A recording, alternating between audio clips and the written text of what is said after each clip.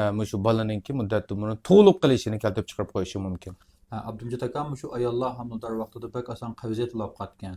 Mush qavziyatni qanda oldini ag'uluti ya davoli uluti mush to'g'riliq bir tushuncha bergan bo'lsangiz. Butu. Hamda ayollar homildor mezgilida qavziyat ulab qolib qolsa, shu qo'soq ko'paytgan, qo'soq og'riyotgan ahvolini keltirib qo'ydi.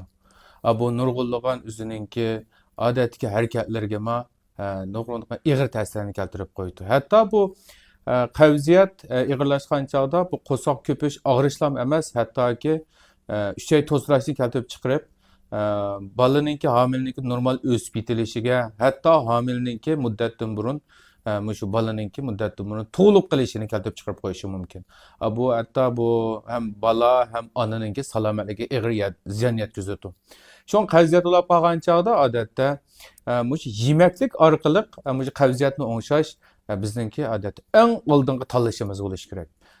Shu homildor mezgillarda dorilarni xohlagancha iste'mol qilinmagandan keyin yemaklik orqali shu qavziyatninki oldini olish yoki shu qavziyat ulab qolgan chog'imizni buni davolash uchun yemaklikni oldingi dori qatorida iste'mol qilishimiz kerak. Buning ichida hamda qunoq, baranga, ya'ni yongyo, bo'ljurgan, shu sariq purchoq, shu 4 xil yemaklikning o'zi shu homildorlik mezgilidagi shu qavziyatga nisbatan nihoyat yaxshi. Chunki bu yemakliklar odatda oshqozon uchayni g'idiqlab, to'ng taraqni ravonlashtiradi, qon aylanishini, metabolizmini ravonlashtiradi, shu badanga qon quvvat ato qilib, qavziyatninki oldini oladi, ham qavziyat ulab qolgan ayollarga nisbatan taraqni ravonlashtirib, o'zininki sog'lom bir homilaninki qo'sqida normal yetilishiga kafolatlik qilg'ili bo'ladi.